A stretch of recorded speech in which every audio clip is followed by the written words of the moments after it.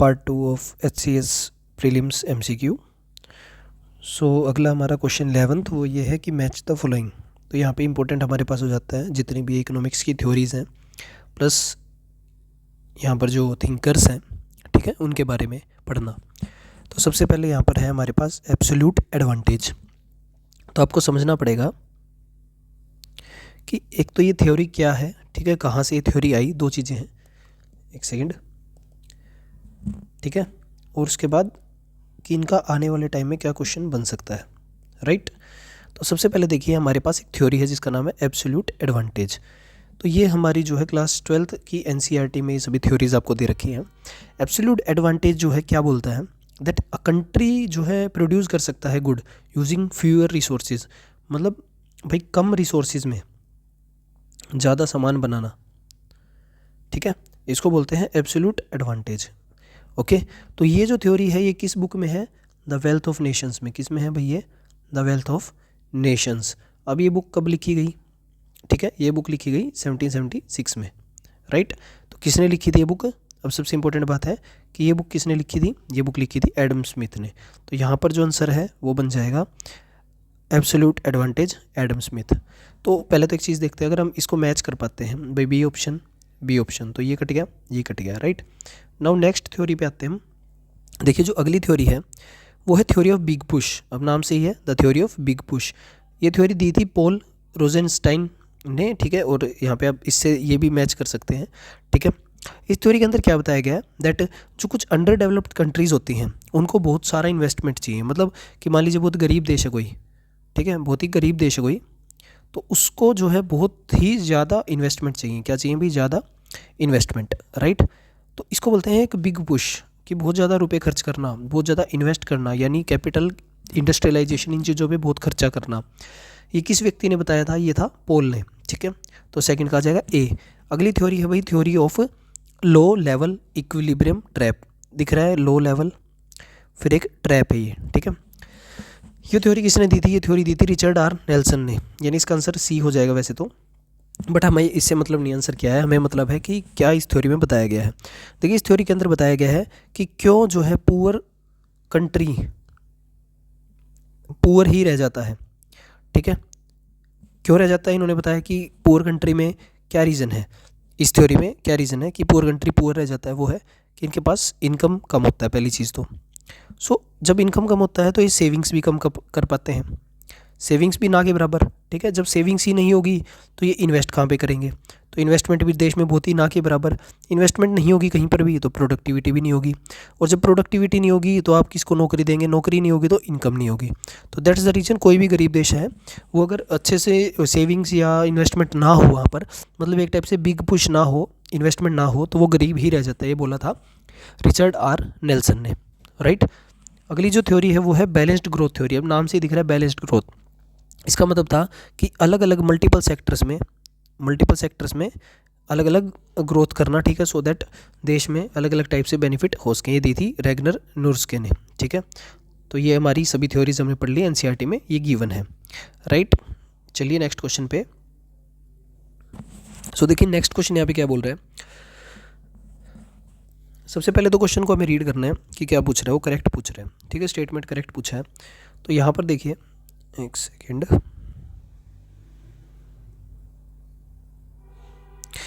देखो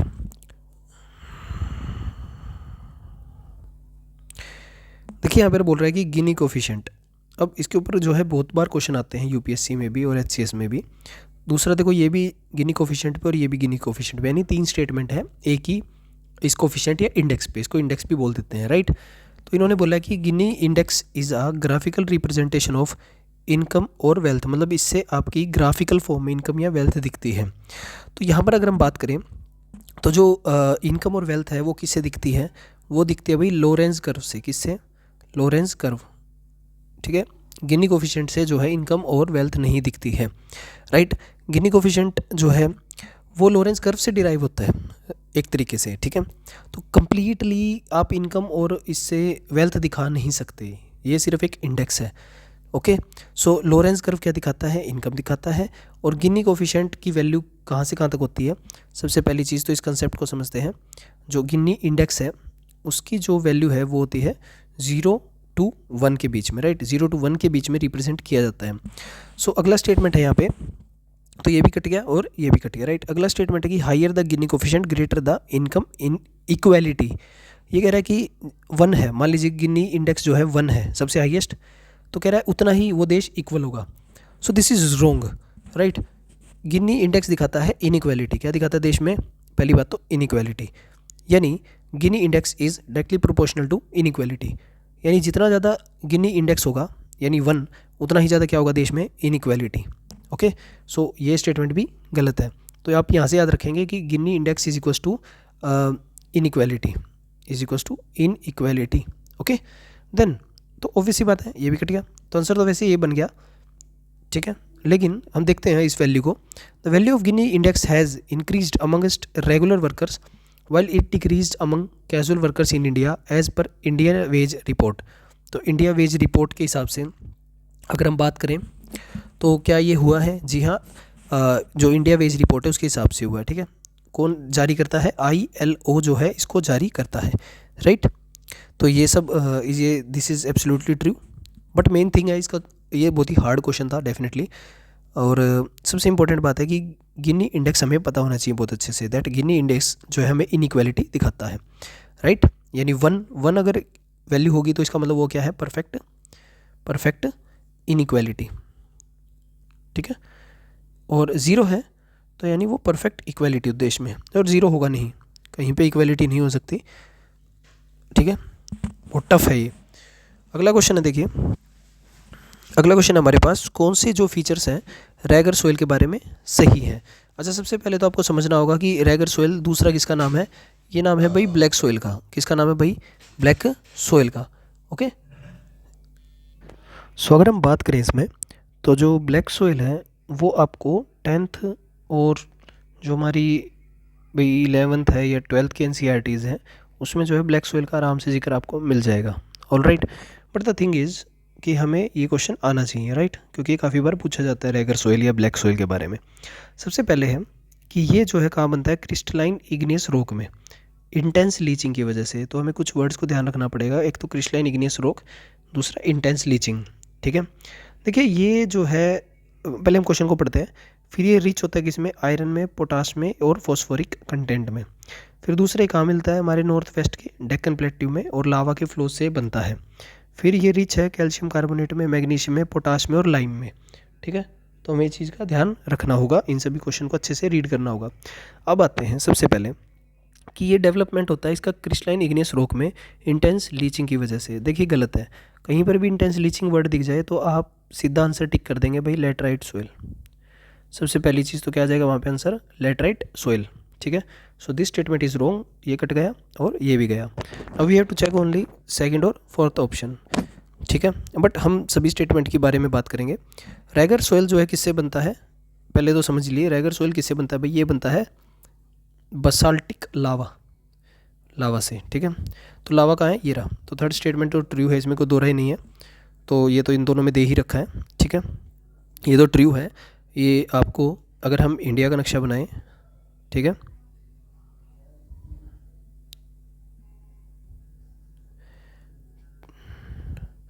ठीक है, तो आपको इस रीजन में ये मिलता है ब्लैक सोइल, राइट। सो ये हो गया हमारा डेक्कन प्लेट्यू का area, right. So next thing is ये रिच है आयरन में, पोटाश में, फॉस्फोरिक कंटेंट में। अगर हम इसकी भी बात करें तो सभी चीज़ों में रिच नहीं है, ठीक है। ये किस किस में पुअर है? अगर हम बात करते हैं यहाँ पे तो फॉस्फोरस के जो कंटेंट है इनमें क्या है? पुअर। क्या है भाई इनमें? फॉस्फोरस के कंटेंट में क्या है? पुअर। बाकी दोनों में रिच है, राइट। तो ये इसका आंसर आ जाएगा। तो फॉस्फोरिक कंटेंट में पुअर है, तो ये भी कट गया। जैसे ये कटता है तो वैसे तो आंसर सी हो गया यहाँ पे। But the thing is we have to check last option also एक बार, ठीक है। थर्ड तो है ही, ये लावा के फ्लो से बनता है। और कहाँ कहाँ कौन सी स्टेट में मिलता है?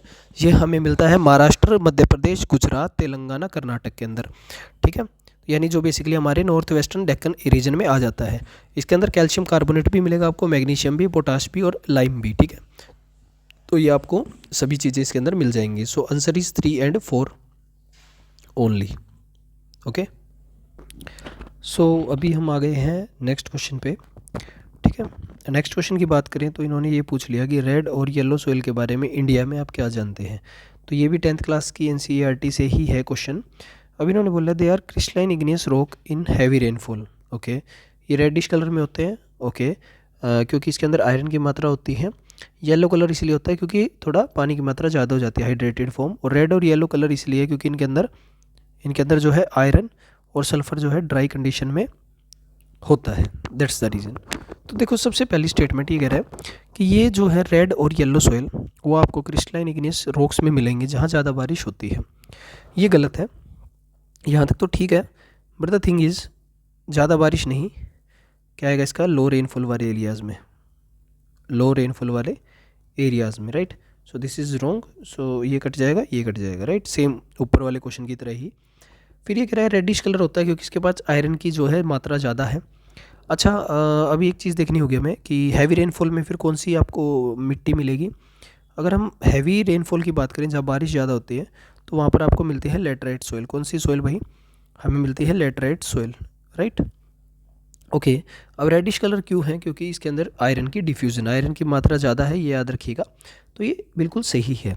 ये सही होने पर हमारे पास वैसे तो आंसर बी हो जाएगा, but the thing is we have to check other options also. Yellow colour क्यों है, क्योंकि पानी की मात्रा थोड़ी अत्यधिक है एज़ कम्पेयर टू रेड के, ठीक है, आयरन तो है ही। अच्छा, अगला ऑप्शन बोल रहा है कि रेड और येलो कलर क्यों है, क्योंकि आयरन सल्फर है ड्राई कंडीशंस में। अब देखो आप एक चीज़ यहाँ से चेक कर सकते थे, वो चीज़ क्या है कि भाई यहाँ हैवी रेनफॉल है, यहाँ ड्राई कंडीशन है, तो एक दूसरे को कॉन्ट्राडिक्ट वैसे भी कर रहा है यहाँ पे, ठीक है। अब यहाँ पे क्या आएगा कि जो रेड येलो कलर है वो आयरन की वजह से तो है, क्योंकि यहाँ पर भी दे दिया, देखिए है ना, यहाँ पर दे दिया आयरन, तो यहाँ पर भी आयरन ठीक है, बट सल्फ़र नहीं है यहाँ पर ऑप्शन। सल्फ़र का सोइल के कलर से कोई लेना देना नहीं है सच, ठीक है। ड्राई कंडीशन ठीक है, बट सल्फ़र यहाँ पे गलत है, तो answer is B, right. So now comes the next question. अभी there is a renewed thrust on millet crops पे बातें चल रही है कि मिलेट को ज़्यादा बढ़ावा दिया जा रहा है। तो भाई फिर मिलेट आता है रागी के ग्रुप में, तो रागी क्रॉप्स के बारे में कह रहा है क्या क्या बातें जो है करेक्ट है वो बतानी है। पहले क्वेश्चन को पूरा पढ़ना होता है सबसे पहले तो भाई इन्होंने बोला कि रागी में जो है बारिश ज़्यादा होती है, रागी की फसल जो है बारिश रिच फसल है, पहली चीज़ तो, ठीक है जी। दूसरी बात उन्होंने बोला कि ये ब्लैक सॉइल में होती है। अच्छा देखो, अगर आप थोड़ा ध्यान देंगे तो सॉइल के ऊपर ही 2-3 क्वेश्चन हो रहे हैं बार बार। कह रहे रागी जो है सभी मिट्टियों में अच्छे से जो है पैदावार हो जाती है, ड्राई सीजन की क्रॉप है, इसमें आयरन कैल्शियम रफेज मिल जाएंगे। कर्नाटक ये सब झारखंड अरुणाचल प्रदेश तमिलनाडु इसमें मेजर प्रोड्यूसिंग स्टेट्स हैं रागी की। तो ये भी आपका जो है 10th क्लास के एग्रीकल्चर चैप्टर के अंदर आपको ये डिटेल में दिया गया है, ठीक है। तो बेसिकली देखो NCERT थोड़ी सी डिटेल में पढ़नी है हमें, थोड़ा सा मतलब लाइक एक्स्ट्रा नॉलेज के तौर पे उसको करंट अफेयर से लिंक करते हुए कह सकते हैं, या फिर भाई थोड़ा सा डेप्थ में हमें इसको रीड करना है। सबसे पहले इन्होंने बोला है कि रागी पे बहुत ध्यान दे रही है सरकार, है ना। जैसे मिलेट्स का ईयर भी बनाया गया था, है ना, इंटरनेशनल मिलेट्स ईयर, तो ये मिलेट्स पे बहुत ध्यान दिया जा रहा है। तो रागी में क्या है, बारिश, अरे भाई बारिश वाली फसलें तो बहुत हैं, बारिश वाली फसलें तो हमारे पास जैसे राइस चावल हो गया, है ना, बहुत है। तो ये तो गलत है भाई, अगर ये ड्राई सीजन की क्रॉप्स हैं, राइट, तो ये कट गया और ये भी कट गया। Now we have to check only, वैसे तो फोर्थ ऑप्शन, वैसे तो हमें फोर्थ ही चेक करना है, बट हम सभी ऑप्शंस पे बात करेंगे क्योंकि हमारा टारगेट आंसर निकालना नहीं है, सच हमारा काम है देखना कि सोर्स क्या है और कहाँ से क्वेश्चन आ रहा है, कितनी डेप्थ में आ रहा है। फिर ये बोल रहा है कि रागी जो है आपको रेड सभी सोइल्स में मिलेगी। बिल्कुल भी, रागी में वेरियस टाइप ऑफ क्रॉप होती हैं, तो डिफरेंट सोइल्स में आपको मिलेगी, ये बिल्कुल NCERT की लाइन है। अब देखो यहाँ पर मैंने वही बात बताई थी आपको, रेन फेड भी आ गया, ड्राई भी आ गया। अरे भाई ये दो बातें कैसे हो सकती हैं, अपोजिट बातें कैसे बोल सकते हो आप एक ही चीज़ के लिए। तो आपका ये आंसर जो है बन जाएगा। इसमें देखते हैं फिर 2 and 3 तो ठीक है ही, है ना, 2 and 3 तो आ ही गया। अच्छा लास्ट है कि कर्नाटक में, तमिलनाडु में, झारखंड, राजस्थान, अरुणाचल प्रदेश भी, है ना, ये मेजर है, माइनर भी नहीं, मेजर, तो वर्ड पे ध्यान देना है। तो इन्होंने बोला कि भाई अगर हम रागी प्रोड्यूसिंग स्टेट्स की बात करें तो कर्नाटक में सबसे ज़्यादा है भाई, ठीक है, आंध्र प्रदेश में भी मिल जाएगा आपको, या तेलंगाना में भी, ठीक है। तो लगभग ये आंसर ठीक है, ओके, मोस्ट प्रोबेबली, बट हम आंसर की में देखेंगे एग्जैक्ट आंसर इसका सी है या बी है, क्योंकि हो सकता है एक आधी स्टेट ना भी हो, तो that is not the case. हमें मेन काम है कि NCERT के चैप्टर से ये क्वेश्चन आ रहा है, ठीक है, that is the important thing in this. अगला क्वेश्चन है भाई हमारे पास कुछ जो है स्पीसीज़ दे दी इन्होंने, ठीक है, अलग अलग। अब इन्होंने स्पीसीज़ दे दी तो मैच करना है। पहले तो हमें पता होना चाहिए इन सभी की लिस्ट कौन बनाता है, वो बनाता है भाई IUCN, ठीक है। IUCN जो है इन सभी की लिस्ट बनाता है, ठीक है। उसके बाद हम इन सभी को देखेंगे कि कौन सा हमने देखो इसमें IUCN जो है फॉर कंजर्विंग द नेचर, ठीक है, ये स्पीसीज़ की लिस्ट बताते हैं। ये भी जो है NCERT के NCERT कौन सी क्लास 10th की फॉरेस्ट एंड वाइल्ड लाइफ से है ये क्वेश्चन। तो इसके अंदर देखो आंसर कैसे बनेगा। एंडेंजर्ड स्पीसीज़ वो स्पीसीज़ हैं जिनको वेरी हाई रिस्क है। क्या है भाई? वेरी हाई रिस्क, ज़्यादा खतरा है, राइट, एक्सटिंक्शन का। वल्नरेबल में क्या होता है कि they become endangered if threatened continuously. तो देखो ये रेयर में क्या है, स्मॉल पॉपुलेशन हो गई, एक्सटिंक्ट वो नहीं मिलती है आज के टाइम पे, ठीक है। अगर हम बात करें लो एंड टेल्ड मकाऊ की, तो अभी भी मिलते हैं, तो डेफिनेटली एक्सटिंक्ट तो है नहीं ये, ठीक है। तो जब ये मिलते हैं तो डेफिनेटली ये कट गया। देखो हमें यहाँ लॉजिक लगाना पड़ेगा थोड़ा सा। अब मैंने हॉर्नबिल भी देखा है, क्योंकि हॉर्नबिल फेस्टिवल भी होता है, तो ये भी एक्सटिंक्ट नहीं है। तो डी का वैन खैर है नहीं ऐसे।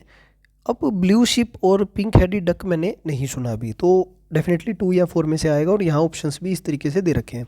हम यहाँ पहले लॉजिक लगाते हैं, राइट। उसके बाद अगर हम बात करें लो एंड टेल्ड मकाऊ की, तो ये है आपका एंडेंजर्ड स्पीसीज एट प्रेजेंट, क्योंकि ये मिलते हैं आपको वेस्टर्न घाट्स में और बहुत ज़्यादा खतरे में है, ठीक है। तो ए का 3 और ए का 3, ये भी कट गया। सी तो वैसे भी चला गया।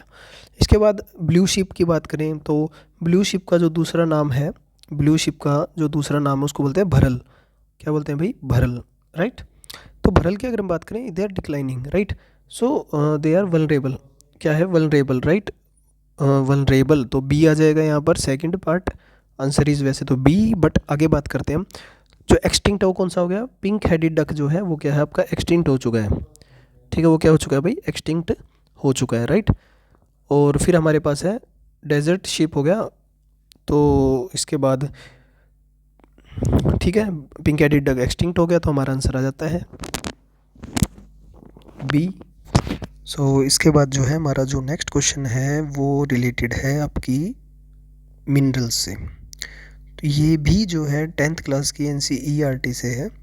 और NCERT में अगर हम बात करें वही चैप्टर आ जाएगा आपका, मिनरल से रिलेटेड है। तो इस चैप्टर का नाम है मिनरल्स एंड एनर्जी रिसोर्सेज, ठीक है जी। तो देखो NCERT से ही आपका HCS का प्री है, काफ़ी क्वेश्चंस, बट डेप्थ में पढ़ना है थोड़ा सा डिटेल में।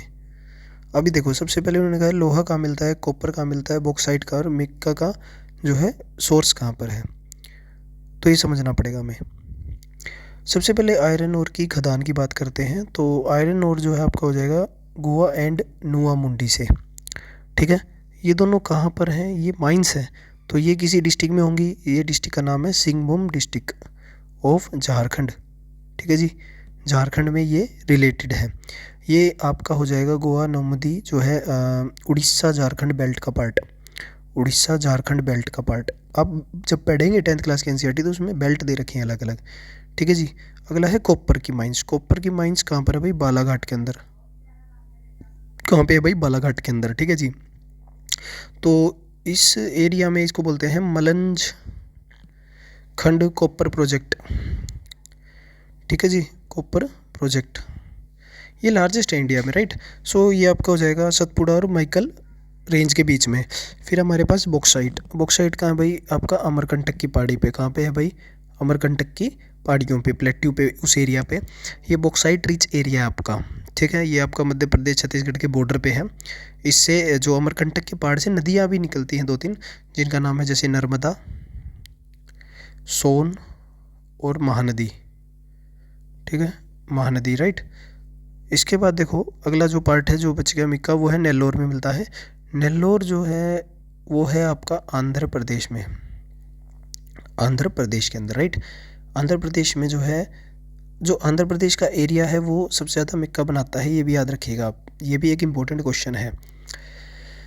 हाँ, फिर इसके अंदर अगर हम मैच करें तो आपका आंसर हो जाएगा 312, 312 यहाँ आ जाएगा आंसर सी, ठीक है। नेक्स्ट क्वेश्चन पे आते हैं। देखो वही NCERT से, मिनरल्स के चैप्टर से। तो कंप्लीट NCERT से लगातार क्वेश्चन है बैक टू बैक। देखो इस क्वेश्चन में भी same minerals and energy resources chapter से क्वेश्चन पूछा गया है, ठीक है। और इसमें भी सेम हम बात करते हैं इस बारे में कि क्या है क्वेश्चन, क्या पूछा है, करेक्ट पूछा है सबसे पहले तो कि भाई कौन से जो है 2-3 ऑप्शन है इसमें, non ferrous, ferrous, non metallic, precious metals. तो ये वेरियस टाइप्स ऑफ मेटल्स और नॉन मेटल्स जो मिनरल्स में आप पढ़ोगे तब आपको पता लगेगा कि नॉन फेरस कौन से होते हैं, जिनमें आयरन नहीं होता। क्या नहीं होता भाई? आयरन नहीं होता, राइट। आयरन नहीं होता, राइट। एक सेकेंड, ठीक है, इनमें आयरन नहीं होता। एंड फेरस में क्या होता है भाई? आयरन होता है, ठीक है। नॉन मेटेलिक, ये मेटेलिक प्रॉपर्टीज़ नहीं दिखाते। Precious metal are very much costly, ठीक है। तो अगर हम बात करें यहाँ पे, कॉपर है, लेड, टिन, बॉक्साइट। अच्छा, बॉक्साइट थोड़ी देर पहले हमने पढ़ा था, जो अमरकंटक का एरिया है वहाँ पर मिलता है इंडिया में। आप इससे ऐसे याद कर सकते हैं क्वेश्चन को क्वेश्चन से जोड़ के। कॉपर खेतरी की माइंस में भी मिलता है राजस्थान में, फिर बालाघाट के एरिया में भी मिलता है, राइट। तो ऐसे भी याद हो जाएगा काफ़ी हद तक। आयरन की बेल्ट हमने पढ़ ली, ओके। सो नॉन फेरस होते हैं जिनमें आयरन नहीं होता। कॉपर में आयरन नहीं होता, बिल्कुल ठीक बात है। लेड में भी नहीं होता, बॉक्साइट में भी नहीं होता। बॉक्साइट से अच्छा क्या मिलता है ये पूछा जा सकता है, ठीक है। बॉक्साइट से मिलता है भाई एल्यूमिनियम, एल्यूमिनियम, ठीक है जी। तो फर्स्ट स्टेटमेंट इज ट्रू, ये कट गया, ये कट गया। Now we have to check 3 और 4। वैसे तो सेकंड तो गलत ही है ही, क्योंकि फेरस क्या होता है? फेरस का हमने बताया था जिसमें आयरन होगा, राइट। अब क्या मैग्नीज में भाई आयरन तो आयरन है, ठीक है, बहुत सही है, लेकिन क्या बाकी सब में है? मैग्नीज और आयरन में तो आयरन मिल जाएगा आपको, ये पढ़ेंगे जब, लेकिन कोबाल्ट और मिक्का में नहीं है। अच्छा, मिक्का कहाँ था भाई? आंध्र प्रदेश में, हमने पढ़ा पिछले क्वेश्चन में। तो ये नॉन मेटेलिक 2 में है, 2 में नहीं है, तो इसका मतलब ये स्टेटमेंट होगी गलत आपकी, ठीक है जी। अगला है नॉन मेटेलिक, जिनमें मेटल नहीं होते। ग्रेनाइट है, मार्बल है, मोस्टली पत्थर ही हैं ये, ठीक है। तो ये सही है, इनमें जो है ये सारे फर्टिलाइज़र्स वगैरह में डलता है, पोटास वगैरह। मार्बल जैसे बिल्डिंग वगैरह के लिए होता है, ग्रेनाइट भी होता है, तो ये ठीक है बिल्कुल। वैसे तो आंसर आपका ए आ गया, बट हम चौथे ऑप्शन को भी देखेंगे। इन्होंने बोला प्रीशियस मेटल कि निकल, कोबाल्ट, प्लेटिनम ये होते हैं। देखो जी, आपका जो प्लेटिनम है वो तो होता है, बट निकल कोबाल्ट नहीं होते, ये एलॉयज़ हैं एक टाइप से। इसकी जगह आ जाएंगे गोल्ड और सिल्वर। क्या आ जाएंगे भाई? गोल्ड और सिल्वर, ठीक है। छोटी छोटी चीज़ें इन्होंने चेंज की हैं, छोटी छोटी चीज़ों शब्दों से खेला इन्होंने, और इस प्रकार से जो है चेंज की हैं चीज़ें। अगला क्वेश्चन है, ये किस चैप्टर से क्वेश्चन आया है ये भी समझना पड़ेगा हमें पहले। तो इस चैप्टर का नाम है हमारा life line of national economy, ये भी आपका एनसीईआरटी से ही है। अगर हम थोड़ा सा ध्यान दें तो क्वेश्चन का थीम क्या है? वो है पोर्ट, है ना। ये देखो, इसमें भी पोर्ट, ये भी पोर्ट है, ये भी पोर्ट है। तो बेसिकली पोर्ट हमें सभी याद है, उनकी डेप्थ में, तब हम इस क्वेश्चन को आराम से अटैम्प्ट कर लेंगे। तो यहाँ पर कुछ पोर्ट्स के नाम हम याद कर लेते हैं। सबसे पहले हमारे पास कांडला पोर्ट, ठीक है। दूसरा है भाई मरमगांव पोर्ट, ठीक है। फिर चेन्नई का अगला पोर्ट है पारादीप पोर्ट, ठीक है। तो कांडला पोर्ट की बात करते हैं सबसे पहले। तो इन्होंने कहा है कि इसका नाम जो है सरदार पटेल पोर्ट है, और ये एक टाइडल पोर्ट है। फीचर्स याद करने हैं हमें, ठीक है, कि टाइडल पोर्ट ये नाम है, ठीक है। अच्छा, ये आयरन एक्सपोर्ट्स के लिए है, ये ओल्डेस्ट आर्टिफिशियल पोर्ट है, ओके। और ये मिक्का का एक्सपोर्टर है। देखो आप एक चीज़ नोट कीजिए, जो मिक्का है ये बार बार वर्ड आ रहा है, कहाँ है? आंध्र प्रदेश में, बार बार वही चीज़ें रिपीट हो रही हैं, नेल्लोर में। तो ऐसे ही जो है PYQ से चीज़ें लगेंगी, ठीक है, याद होंगी, ओके। तो अभी हम चीज़ें देखते हैं कि क्या ठीक है क्या गलत है। सबसे पहले तो कांडला पोर्ट जो है वो सरदार पटेल पोर्ट। तो देखो कांडला पोर्ट की बात करें तो पहले सरदार पटेल पोर्ट बोल देते थे, लेकिन अभी जो है इसका नाम है दीनदयाल पोर्ट। क्या नाम है भाई? दीनदयाल पोर्ट, ठीक है। पहली चीज़ तो ये, ओके। तो ना ही ये टाइटल पोर्ट है। अगली बात, ठीक है, कांडला पोर्ट जो है वो एक नेचुरल पोर्ट है। क्या है भाई? एक नेचुरल पोर्ट, जो कहाँ पर है? गल्फ ऑफ कच्छ में, यानी गुजरात में। कहाँ पर है भाई? गल्फ ऑफ कच्छ, गुजरात के अंदर, ठीक है। अगला पोर्ट जो है अगर हम बात करें तो मरमगांव पोर्ट है। मरमगांव पोर्ट कहाँ है? गाँव से याद कर लो, गोवा। कहाँ है? गोवा के अंदर, ठीक है। और ये आयरन ओर एक्सपोर्ट ही करता है, बिल्कुल करता है, इसमें कोई दो राय नहीं है। आयरन ओर कहाँ से? गोवा और कर्नाटक के एरिया से, ठीक है। अगला है चेन्नई, कह रहा है चेन्नई सबसे ओल्डेस्ट आर्टिफिशियल पोर्ट है। आपको पता होगा चेन्नई को मद्रास बोलते थे पहले, ठीक है, अंग्रेज़ों के टाइम से ही यहाँ पर पोर्ट रहे हैं। तो एक आर्टिफिशियल पोर्ट भी है, पहली चीज़ तो बनाया गया है, और ओल्डेस्ट भी है। तो ये बात भी ठीक है भाई, ये बात भी बिल्कुल 100% ट्रू है। तो वैसे तो आंसर यहाँ से 2 और 3 का बन जाता है यहाँ पे ऑप्शन, तो ये दोनों कट जाते हैं, but we have to check fourth also. Fourth option is कि पारादीप का जो पोर्ट है वो मिक्का एक्सपोर्ट करता है। अच्छा, मिक्का कहाँ है? आंध्र प्रदेश में, है ना जी। पारादीप का पोर्ट कहाँ पर है भाई? उड़ीसा में। अब यार उड़ीसा में जो है, आंध्र प्रदेश में खुद के पोर्ट्स हैं, विशाखापट्टनम का पोर्ट है और भी पोर्ट्स हैं। अब पारादीप पोर्ट किसको एक्सपोर्ट करता है भाई? आयरन को, कोयले को और फर्टिलाइज़र्स को। ये बात याद रखिएगा, ठीक है। वो मिक्का वगैरह एक्सपोर्ट नहीं करता इतना एज सच। तो इसका आंसर जो है वो हो जाएगा B. B is the right answer, ठीक है। तो बी इसका सही उत्तर हो जाता है। अगला जो क्वेश्चन है वो रिलेटेड है सोलर सिस्टम से। हम बचपन से पढ़ते आ रहे हैं सोलर सिस्टम। सोलर सिस्टम की बात करें तो ये जो टॉपिक है आपका 6th क्लास की NCERT में भी आ जाता है। तो सबसे पहले देखते हैं क्या पूछा इन्होंने। सप्तऋषि जो है कॉन्स्टलेशन बिग बियर का पार्ट है। सप्तऋषि जो है उर्सा मेजर का पार्ट है। एस्टेरॉयड बेल्ट आपको मार्स और अर्थ के बीच में मिलेगी। सबसे बड़ा एस्टेरॉयड ही सीरस है। तो देखो, 2 ही पॉइंट्स को 4 पॉइंट्स बना दिए भाई, सप्तऋषि एस्टेरॉयड्स और ये भी एस्टेरॉयड, ठीक है। तो ये समझिए कि कैसे क्वेश्चन बन रहे हैं। अब देखो, इन्होंने बोला कि सप्तऋषि जो है बिग बियर का पार्ट है, ठीक है। बिग बियर यहाँ पर जो सप्तऋषि का मतलब है, पहले तो 7 स्टार्स। क्या मतलब है भाई? 7 स्टार्स इसका मतलब है, ठीक है। इसमें जो है बिग बियर कॉन्स्टेलेशन का पार्ट है, ठीक है। किसका पार्ट है भाई? बिग बियर का, ओके। और इसको उर्सा मेजर ही हम एक टाइप से बोल सकते हैं, ठीक है। तो अगला जो क्वेश्चन है वो है कि उर्सा मेजर ही इसका जो साइंटिफिक नेम है, लैटिन नेम है।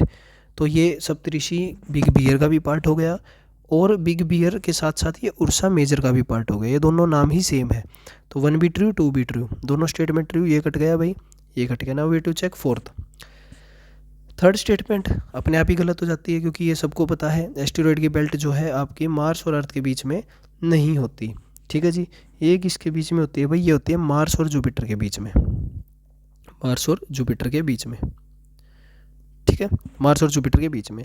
अब इन्होंने बोला है सबसे बड़ा एस्टेरॉयड ही क्या है? सीरस है, ठीक है ये बात, okay. So D is your right answer.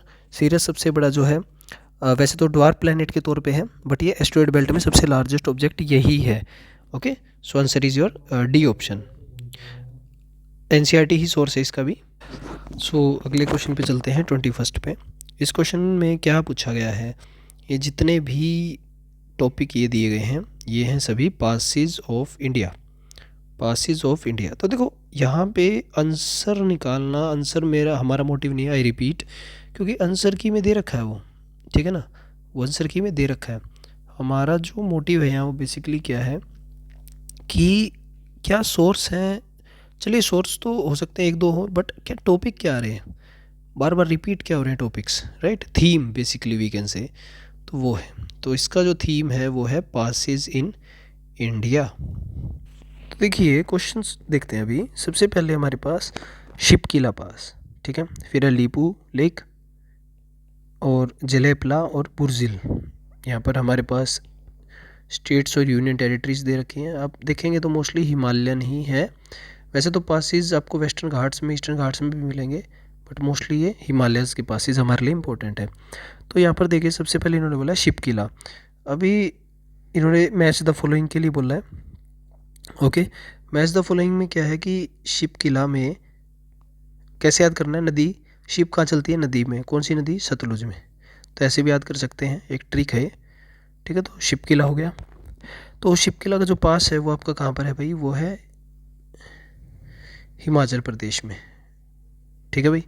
कहाँ पर है शिपकिला का पास? हिमाचल प्रदेश में। यानी A का 2 आंसर आ गया यहाँ से वैसे तो, बट आगे चलते हैं। जलेपला, देखो अगर हम जलेब से कह रहे हैं जलेबी कौन बना रहा है? नत्थू हलवाई। तो इससे याद हो गया, नत्थू पास भी वहीं पर है, नत्थू ला, है ना। जलेब नत्थू कहाँ है? सिक्किम में, ये याद कर लो। तो भाई जो सी का है वो 4 आ गया, तो यहाँ से भी आंसर आ गया, ठीक है। अब अगला है लीपू लेक। तो Lipu lake is in Uttarakhand, ठीक है जी। कहाँ पर है? उत्तराखंड के अंदर है, ओके। कहाँ पर है भाई? उत्तराखंड के अंदर ये पास है, ओके। देन ये जो लीपू लेक है ना, ये इंपॉर्टेंट क्यों है? क्या इसकी जो सिग्निफिकेंस है, ये जो है इंडिया, भाई नेपाल और चाइना के ट्राई जंक्शन पे है।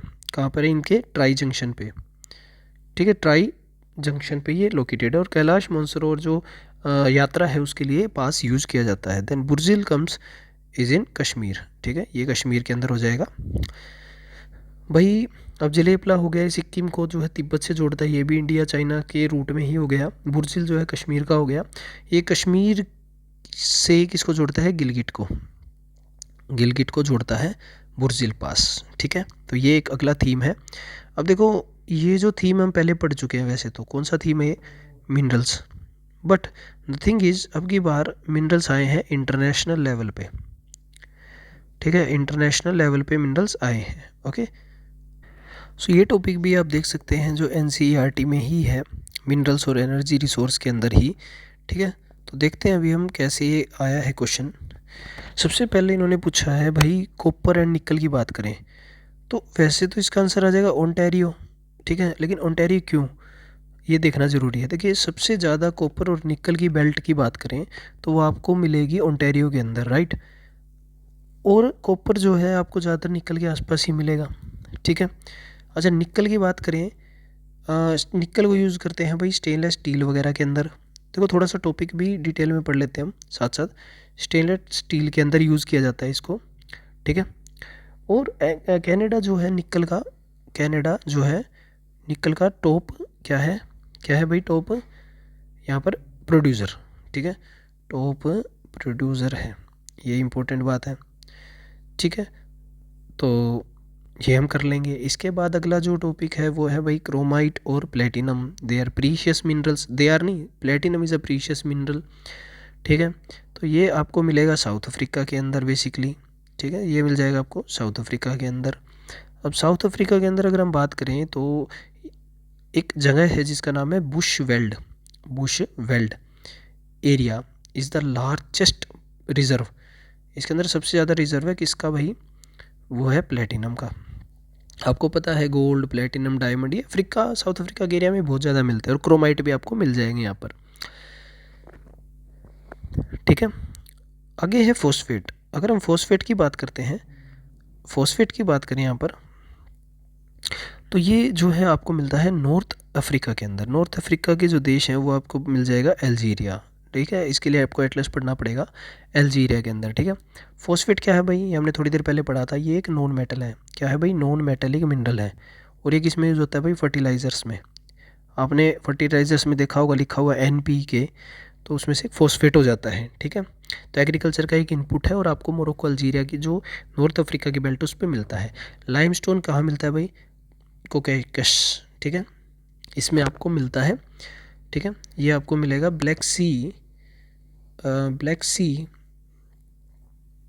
और कैस्पियन सी के बीच में जो ए रीजन है उसके अंदर, ठीक है। ये सीमेंट वगैरह में यूज़ होता है।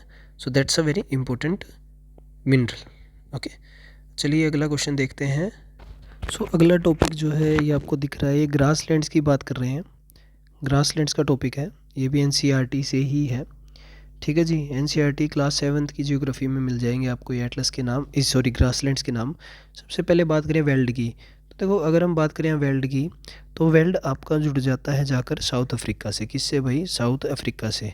अभी थोड़ी देर पहले हमने पढ़ाया था बुश वेल्ड जहाँ पर प्लेटिनम मिलता है, तो यहाँ से वेल्ड याद हो गया, वहीं से उठा लिया क्वेश्चन, ठीक है ना।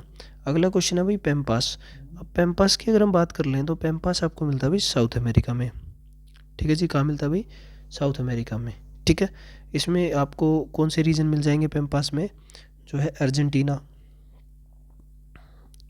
ठीक है, उरुग्वे, ये सब रीजन्स आपको मिल जाएंगे, ठीक है जी। फिर है कॉम्पोस। अगर हम कॉम्पोस की बात करें तो ये आपको मिलता है ब्राज़ील के अंदर, ठीक है जी। ब्राज़ील में जो है आपको जो ब्राज़ीलियन हाईलैंड्स हैं उसके अंदर आपको कॉम्पोस मिल जाएगा। देन कम्स द प्रेरी, ठीक है। तो प्रेरी कहाँ बच गया भाई? साउथ अमेरिका में, USA कनाडा वगैरह के एरिया में आपको मिल जाएगा। इनको बोलते हैं greenery of the world also, तो ये आप कर लेंगे, ये इजी क्वेश्चन है, ठीक है। अच्छा अगला क्वेश्चन है भाई द जेट स्ट्रीम्स के बारे में, स्टेटमेंट 1 और स्टेटमेंट 2। सो देखिए नेक्स्ट क्वेश्चन में डायरेक्ट ही टॉपिक है कि भाई जेट स्ट्रीम्स और जेट स्ट्रीम्स की यहाँ पर बात की जा रही है। अगर हम यहाँ पर जेट स्ट्रीम्स की बात करें सो हम 11th क्लास में पढ़ सकते हैं, जो फंडामेंटल्स हैं जियोग्राफी की एनसीईआरटी उसमें, ठीक है, उसमें हमें जेट स्ट्रीम का टॉपिक है। वैसे तो पहले भी है लेकिन थोड़ा डिटेल में यहाँ पर भी मिल जाता है। अच्छा, जेट स्ट्रीम्स होती क्या है, पहले तो इसको समझते हैं। ये जो है नैरो बेल्ट है, एक नैरो बेल्ट है, मतलब नैरो बेल्ट ऐसे हवा का। अच्छा, इस नैरो बेल्ट में क्या चलती हैं, हाई स्पीड विंड्स, मतलब इनमें हवाएं बहुत तेज़ी से चलती हैं, ठीक है, हाई स्पीड विंड्स, ठीक है। अच्छा, ये मिलती कहाँ है, क्या बहुत ही नज़दीक एटमॉस्फेयर के, नहीं भाई, ये बहुत ही अपर एटमॉस्फेयर में मिलती है। कहाँ मिलती हैं भाई, अपर एटमॉस्फेयर पे ये जेट स्ट्रीम्स मिलती हैं। ये हवाएं तेज़ चलने वाली अपर एटमॉस्फेयर में मिलती है, यानी हमारे अपर ट्रोपोस्फेयर में हम बोल सकते हैं, ठीक है जी। अच्छा, अब हम इसकी बात करें तो स्पीड कितनी भी हो सकती है, लाइक 300 किलोमीटर प्रति घंटे। अच्छा, इसकी डायरेक्शन क्या हो जाएगी भाई, वेस्ट टू ईस्ट हो गई। नेचर मींडरिंग है, मतलब थोड़ी हवा ऐसे तो रहेगी ही, ठीक है, इस वेवी फॉर्म में। अच्छा, क्या रीज़न है इसके, कॉजेज़ क्या क्या है, देखो टेम्परेचर का डिफरेंस डेफिनेटली, प्रेशर का वो तो है ही, तभी इसको स्पीड मिल रही है, एंड कॉर्लिस फोर्स। अच्छा, कॉर्लिस फोर्स के ऊपर भी क्वेश्चन आता है बहुत बार। तो कॉर्लिस फोर्स किसकी वजह से होता है भाई, कॉर्लिस फोर्स होता है due to rotation of earth, ठीक है, due to rotation of earth. इसको हम प्रिपेयर करेंगे बाद में, ठीक है, पहले हम इस क्वेश्चन को समझते हैं। सबसे पहले इन्होंने बताया है कि भाई जेट स्ट्रीम्स की जो टाइप्स हैं उनके बारे में भी हम पढ़ सकते हैं पेपर के लिए, ठीक है। बट सबसे पहले हम इसका आंसर देखते हैं। दैट जेट स्ट्रीम जो है स्ट्रॉन्ग हवाएं हैं, अपर लेवल में चलती हैं, वेस्टर्ली विंड से, बिल्कुल है वेस्टर्ली, क्योंकि हमने बताया वेस्ट से ईस्ट चलती हैं। तो हवा का नाम कहाँ से होता है, जहाँ से उसने जन्म लिया उस हवा ने, तो वेस्ट से जन्म लिया तो वेस्टर्ली हवा हो गई।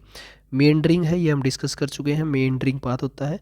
So one is your true, one is true, तो ये कट गया, ठीक है, और ये भी कट गया, तो now we have left with A and B. Then ये कह रहा है जेट स्ट्रीम्स जो है पहली बार इस कंसेप्ट को हाई स्पीड विंड चल रही थी वर्ल्ड वॉर 2 के टाइम पे, वही तब यूज़ किया गया, ठीक है। तो ये भी बात ठीक है, इसमें भी कोई दो राय नहीं है। सो देखिए इसके अंदर जो नेक्स्ट क्वेश्चन है वो ये हवाएं हैं, तो इनको बोलते हैं लोकल विंड्स, ठीक है। लोकल विंड्स का ये क्वेश्चन है, कहाँ चलती हैं ये भी काफ़ी इंपॉर्टेंट टॉपिक है, राइट, ये भी काफ़ी इंपॉर्टेंट टॉपिक है। तो सबसे पहले हम समझते हैं दैट माउंटेन ब्रीज का नाम क्या है। जो भी हवा माउंटेन की ये चल रही है इसको हम दूसरा नाम देते हैं कैटाबैटिक। क्या नाम देते हैं भाई, कैटाबैटिक, ठीक है, कैटाबैटिक।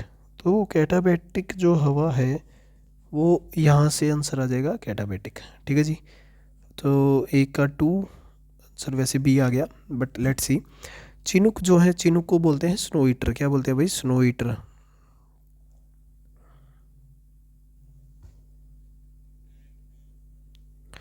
सिमून को जो बोलते हैं वो चलती है आपकी एशियाटिक प्लस अफ्रीकन डेजर्ट में, ठीक है।